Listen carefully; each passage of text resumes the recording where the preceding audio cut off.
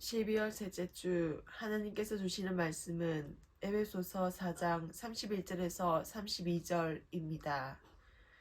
너희는 모든 악독과 노함과 분냄과 떠드는 것과 비방하는 것을 모든 악의와 함께 버리고 서로 친절하게 하며 불쌍히 여기며 서로 용서하기를 하나님이 그리스도 안에서 너희를 용서하심과 같이 하라.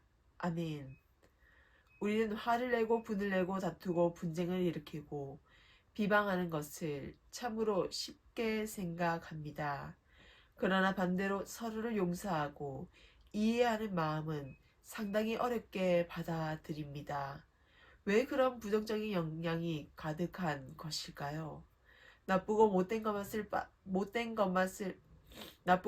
것만을 빠르게 습득하는 경향이 강하게 있을까요? 청소년들이 담배를 피우고 술을 마실 때 가장 나쁜 것부터 경험하게 되는 것은 아마도 어른 흉내를 내고 싶어서일지도 모릅니다. 아니면 가정 환경이 열악하고 어렵고 힘들어서 새로운 도피처와 같은 수단 같은 것쯤으로 생각하고 자극적이고 나쁜 것들에 쉽게 빨려 들어가는 경향이 있다고 봅니다. 왜냐하면 저 역시도 그랬었던 나날들이 많았기 때문입니다. 중학생 아이였을 때 담배를 미성년자에게 팔다가 걸려서 조그만 9번 가게를 운영하시는 한 할머니께서 파시는 담배를 저와 친구들에게 팔지 않는다고 하셨을 때 저는 할머니께 담배를 사게 해달라고 무릎을 꿇고 졸랐던 적이 있습니다. 그만큼 담배와 술이 없으면 가정 환경이 너무나도 불우하고 열악해서 견딜 수가 없었던 것이지요. 사실 몇 해 전 여름휴가 때 기분에 취해서 복분자주 한 병을 다 마신 것이 생각이 납니다. 그날 복분자주 한 병을 다 마시고 잠이 들었는데 속이 너무 쓰리고 아파서 잠을 이룰 수가 없었습니다. 그리고 거실로 뛰쳐나와서 물을 마시고는 다시는 술을 입에도 대지 않으리라는 맹세를 하고 하느님께 얼마나 회개를 하였는지 모릅니다. 무엇이든지 자기가 겪고 아파보면 정신이 번쩍 드는 경우도 있다는 것입니다. 사람은 망각의 인류이기도 하지만 작고 사소한 것이 큰 불씨가 될 수 있다는 것을 늘 명심해야 합니다. 쉬 부정적인 분쟁과 다툼, 그리고 분노라는 단어를 떠올리면 저는 여러 가지 만감이 교차하는 생각들이 사유화되곤 합니다. 그만큼 삶에서 경험한 것들이 부정적인 것들이 많았다는 이유이기도 합니다.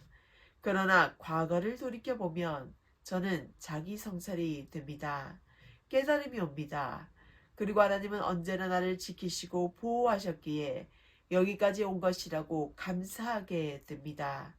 비록 삶의 과정들만 보면 세월이 헛되이 보낸 것과 같고 무엇인가 성공하고 이루어낸 것도 없어 보이지만 삶의 과정들이 뭉쳐져서 지금의 나를 만들고 또 가치 있는 마음의 여러 가지 자원들을 가질 수 있었던 좋은 시기들이었다고 생각합니다. 저는 주로 조현병 약을 복용하고 약에 대한 부작용이 심했을 때는 가만히 누워서 저녁 먹고 바로 잠이 들곤 했습니다.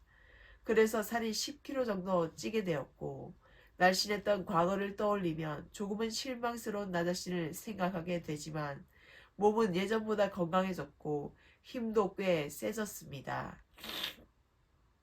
약에 대한 부작용이 적응이 되고 약을 차츰 줄였을 때 그때부터 저는 독서를 아침 밤낮 할 것 없이 읽었습니다.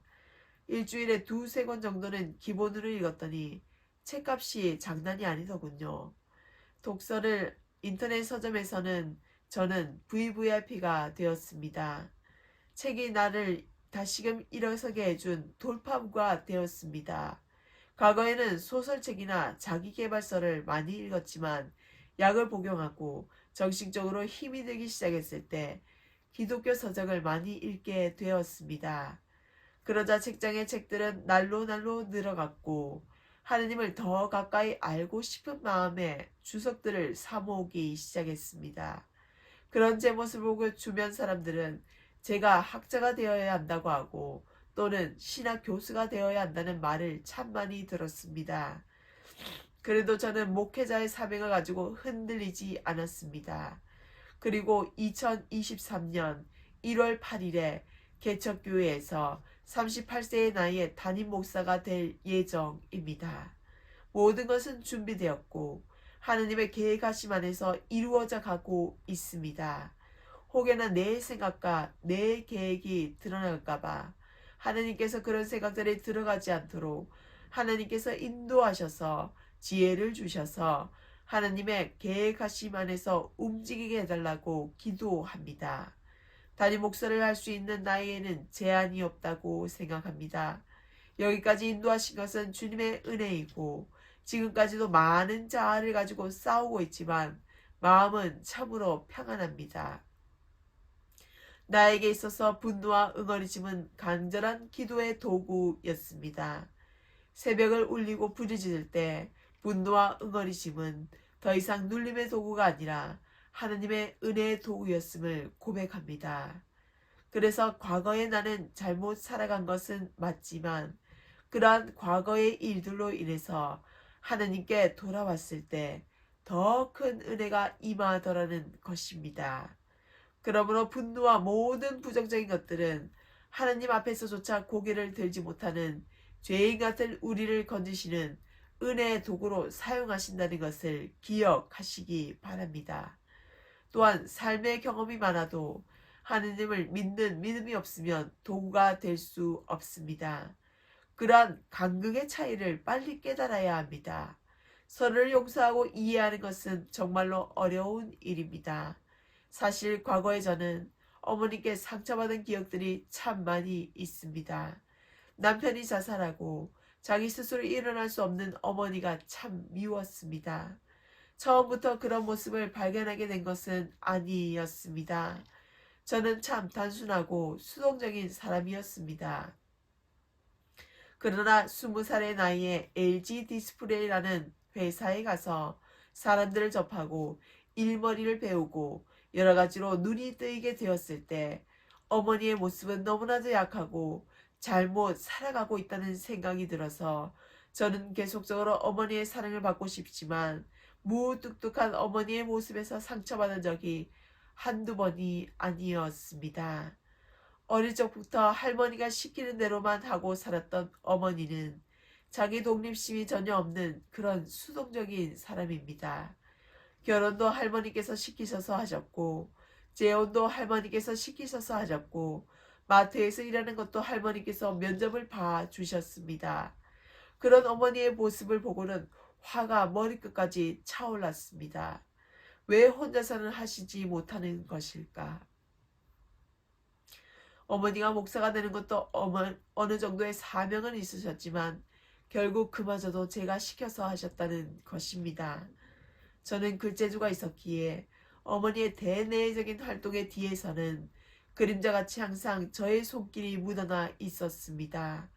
그런 어머니를 보고는 화가 났지만 어머니는 지극히 단순하셨기에 나쁜 것도 좋은 것도 그저 사는 대로 살아왔기에 여기까지 올 수 있었을지도 모른다는 생각을 하며 이해하게 되었습니다. 요즘은 제가 약을 먹고 교정을 받은 후에는 어머니를 더욱더 품어주고 이해하게 되었습니다. 많은 일들로 어머니께서는 기억력이 쇠퇴하셨고 몸도 많이 아프십니다. 그런 모습을 보면 저를 포함한 자식에게 한평생 얼매어 사신 결과로 저리로 아프시겠지라면서 미안함과 죄책감이 들곤 합니다. 단순하게 사는 것도 좋지만 제 편이 제 사람이 되려면 조금 더 세상과는 다른 기성교회와는 다르게 사는 것을 어머니께 알려드리곤 합니다. 그래서 어머니께서 제가 읽은 책들을 읽기 시작하셨고 지금은 예전보다 많이 좋아지셨습니다. 더군다나 제가 약에 취해 있을 때 매일 하나님과 함께 소통하시고 저를 이끌어 주셨기에 제가 여기까지 올 수 있다는 것을 깨닫게 됩니다. 글쎄요, 제 모습이, 제 이미지가 사람들 앞에서는 얌전하고 수치심이 많은 아이로 보여질지 모르지만 결국 내 모습에 대해서 저는 단 한 번도 사람들에게 말한 적이 없습니다. 그저 그들이 만들어낸 저의 이미지일 뿐인 것이죠. 저는 주도적이고 예민하고 계획대로 사는 사람입니다. 특히 공부에 대해서 책을 읽는 것에 대해서는 굉장히 발달이 많이 되어 있습니다. 사람과 치여가면서 직장 생활을 10년 정도 했기에 사람의 심리를 판단하고 그 사람을 풍선하는 것을 굉장히 좋아합니다. 그리고 어떻게 도와줄 것인가 모색하는 것도 제 본능적인 잠재력 안에서 표출되는 것이 저의 장점입니다. 그래서 사람들 앞에서 조금이라도 제 본 모습을 드러내면 그들이 생각하는 제 이미지와는 다르다고 생각하고 거부감을 드러내는 모습을 많이 보았습니다. 입만 다물면 참 이쁠 텐데 라는 소리도 많이 들었고 심지어 친구들이나 가까운 사람들에게 사이코라는 별명까지 붙게 되었습니다. 그런데 저는 책을 많이 읽고 여러 사람과 직장 생활을 하던 모습에서 교회로 다시 돌아왔을 때 말이 없는 사람이 되었습니다. 좀 더 진지해졌고 심리적으로 말씀으로 평안을 얻었기에 말보다는 행동이 더 효과를 발하는 사람이 되어야겠다고 생각하게 되었습니다. 책을 예전보다 더 많이 읽고 사용하는 것을 즐기게 되었으며 사람의 겉모습으로만 포장된 모습을 보기보다는 그 사람의 내면에 무엇이 있는지 발견하는 것이 더 가치 있는 삶이라는 것을 깨닫게 되었습니다. 그래서 저는 보통 사람과는 생각하는 관점이 조금은 다를지도 모르겠습니다. 흔한 것이 아니라 남들이 발견할 수 없는 것을 발견하는 기쁨은 하나님께서 주신 은사이자 선물이기도 합니다. 사람과 사람이 아니라 하나님과 사람의 관계에서 더 흥미를 느끼고 원래부터 그것이 맞다는 생각이 들게 되었습니다. 분노라는 도구를 잘 살리고 터득했을 때 저의 힘이자 세상의 사람과 교회 안의 성도를 살릴 수 있는 하나님의 능력이 되었습니다. 분노가 없었다면 저는 아무것도 아니었을 것이라는 말입니다. 항상 사람들이 일이 벌어지거나 크게 사단이 났을 때 그때서야 깨닫게 되는 경향이 있습니다. 저는 그러한 사람들 중에 한 명이 되겠죠. 저에게 분노는 부모의 사랑에 대한 결핍에서 비롯되는 것이었습니다. 그나마 사랑이라는 도구를 알게 된 것은 어릴 적 아버지께서 저를 무척이나 사랑하셨기에 그 기억으로 살아가게 되는 원동력이 되었다고 볼 수 있습니다. 아버지는 새벽기도를 가시기 전에 저에게 볼 뽀뽀를 꼭 하고 가셨습니다. 그러고는 소정아 새벽기도 가야지 라고 저를 이끄셨지만 어릴 적 저는 잠이 너무 많아서 가지 못했습니다. 그리고 매주 토요일이 되면 아버지는 저를 서점으로 이끌고 책을 몇 권 골라서 저에게 선물로 주시곤 하셨습니다. 그 당시는 아버지를 미워하는 마음이 더 컸기에 몰랐지만 지금 생각해보면 아버지께서 나를 많이 사랑하셨기에 나도 다른 사람을 사랑할 수 있는 법을 배웠다고 절실히 느끼게 되었습니다. 그리고 하나님의 전적인 사랑을 느끼게 되었고 그 사랑이 저를 목회자로 이끄는 은혜와 역사의 자리가 되었습니다. 그래서 우리는 아주 사소하고 작은 사랑에도 반응하는 존재들인 것입니다. 하지만 어머니를 너무 사랑하였기에 사랑받지도 너무나 약하신 어머니를 보면서 저는 새아버지와 어머니에 대한 분노가 많았습니다. 새아버지와 어머니는 표현력이 부족한 상처가 많은 사람들입니다. 그래서 저는 더 화가 났었고 지금도 여전히 하나님 안에서 변화되지 않는 새아버지가 밉기도 합니다. 간혹 기도하지 않거나 삶의 자리에서 인간적인 생각이 많이 들면 새아버지가 내 인생에서 사라져버렸으면 좋겠다라는 생각을 하곤 합니다. 그러나 하나님의 시간은 새아버지에게도 흘러가고 있다는 확신을 합니다. 하나님의 타이밍에 맞는 날이 올 것이라고 생각합니다. 저의 가정관계는 좋지 못하였지만 인간적으로 보면 저도 아버지를 따라 자살했을지도 모릅니다. 그러나 하나님께서 가르쳐주신 삶과 믿음의 자리에서 끝까지 간절히 붙잡았기에 저는 살아날 수 있었습니다. 지인들이 보는 우리 가정은 비정상적인 가정이라고 합니다. 그리고 새아버지께서 우리 가문을 망쳤다고 합니다. 그러한 말을 들을 때마다 돌아가신 아버지께서 계셨다면 하는 생각을 많이 합니다. 아버지가 살아계실 적에 교인들이 보는 우리 가족은 모두가 부러워하는 가정의 모범이었습니다. 실상은 부부 싸움으로 물들었고 외도를 하신 아버지의 실체는 제약의 구렁텅이였지만 그래도 싸움을 하지 않을 때에는 참으로 행복한 가정이었습니다. 아버지의 자리는 누가 와도 채울 수 없을 만큼 완벽한 분이셨습니다. 그렇지만 제 육의 아버지는 돌아가셨지만 제 영의 아버지는 저를 지키시고 돌보시는 유일하신 하나님 아버지라는 사실을 깨닫기까지 참으로 오랜 시간이 걸렸습니다. 우리의 빈자리는, 우리의 상처받은 틈은 오로지 하나님 아버지께서 채워주셔야 회복될 수 있습니다. 하나님의 자녀로, 하나님의 신부로, 하나님의 사랑으로 우리는 절대로 세상이 말하는 인간적인 생각을 이겨내야 할 것입니다. 하나님의 사랑만이 우리를 살릴 수 있습니다. 우리는 다 이긴 자들입니다. 연약하고 깨어지기 쉬운 질그릇이 우리를 하나님의 작품으로 만들어가는 통로가 될 것입니다. 분노뿐만 아니라 모든 악의와 함께 내어버려야 할 것은 우리의 양심과 우리의 마음에 찔림이 왔을 때 즉시 회개해야 합니다. 그것이 바로 천국의 삶이요 하나님의 사랑으로 가득 채워진 제사장의 자리에까지 올라갈 수 있다는 것입니다. 천국을 꿈꾸지만 천국은 꽤나 가까이에 있습니다. 하나님의 사랑을 받은 자들은 가장 미워하던 원수도 사랑하고 품어 주어야 합니다. 그들은 우리를 거부하고 우리를 외면하고 우리에게 상처를 주어도 우리는 그들을 통해서 또 다른 훈련의 열매를 맺게 된다는 사실을 기억하십시오. 하나님의 사랑만이 우리의 환경과 어려움을 극복할 수 있는 유일한 신의 발현입니다. 오늘도 주님은 놀라운 삶으로 우리를 초대하십니다. 죄인을 용서하라. 원수도 사랑하라. 이것이 이미 우리가 자신에게 하고 있는 일입니다. 그러므로 못한다, 불가능하다고 하지 말아야 합니다. 내 이웃을 내 몸과 같이 사랑하라는 예수님의 말씀은 놀라운 삶으로의 초대입니다. 저는 지금 환청이 들리지는 않지만 아직도 길을 걸어가다가 사람들이 제 뒤를 바짝 쫓아오고 말소리가 느끼면 불안해집니다.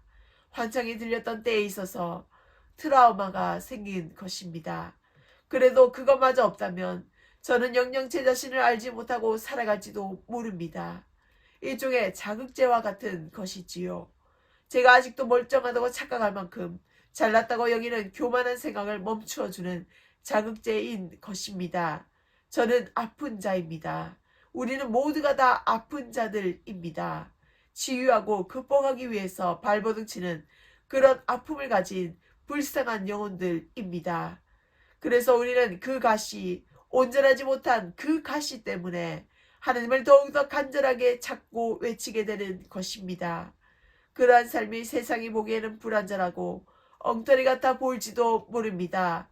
그러나 하나님께서는 우리를 창조하셨고 절대로 실수가 없으신 분입니다. 나쁜 자극제를 좋은 자극제로 만들려면 하나님 앞에 나와서 기도해야 합니다. 말씀과 기도로 우리의 아픈 마음을 치유해달라고 외치는 한 사람이 우리의 삶을 바꿔놓을 수 있는 불쑤시개인 것이지요. 그런 사람이 내가 되기를, 그리고 우리 모두가 되기를 간절히 바라옵고 간구드립니다. 기도하겠습니다. 주님, 우리는 몹시도 지치고 메말라버린 존재들입니다. 늘 목마름으로 세상에서 어기를 채워도 공허하고 허무하기만 합니다.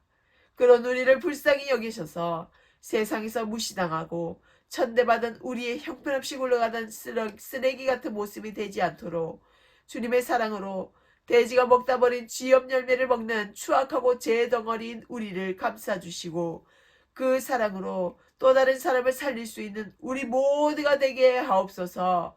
주님, 우리는 우리의 존재를 착각하고 오해하고 이웃과의 사랑을 실천하지도 못하고 심지어는 우리 자신조차도 사랑하지 못하는 안타깝고 비극적인 존재들인 것을 깨달아서 죄와 함께 사는 것이 아니라 주님을 벗삼아서 늘 함께 동행할 수 있도록 주님께서 우리의 마음을 열어주시옵소서. 우리를 보고 사람들이 시험에 드는 것이 아니라 새로운 도전과 가치를 삼고 우리도 저 사람처럼 할 수 있다라는 긍정적이고 천사와도 같은 말들을 할 수 있는 시기나 질투가 아니라 하나님의 사랑으로 사람을 대할 수 있는 자들이 다 되게 하옵소서. 주님의 사랑은 우리에게 공기와도 같습니다. 감히 비유적으로 말씀드리지만 그보다는 수천, 수백, 수억 배나 비교가 불가능하지만 공기처럼 우리를 하나님의 사랑으로 대체할 수 있는 것은 아무것도 없습니다. 예수님께서 십자가를 지실 때 우리의 마음이 무너져 내립니다. 한 성도가 시험받아 떠나갈 때 우리의 마음은 예수님의 마음처럼 아프고 애통하고 허물어집니다. 예수님의 사랑으로 인해서 우리가 다른 사람을 살릴 수 있는 기이한 약재들이 다 될 수 있도록 하시고 늘 우리를 예수님의 품으로 초대해 주시는 감사하고 감사하신 우리 구주 예수 그리스도의 이름으로 기도드립니다. 아멘.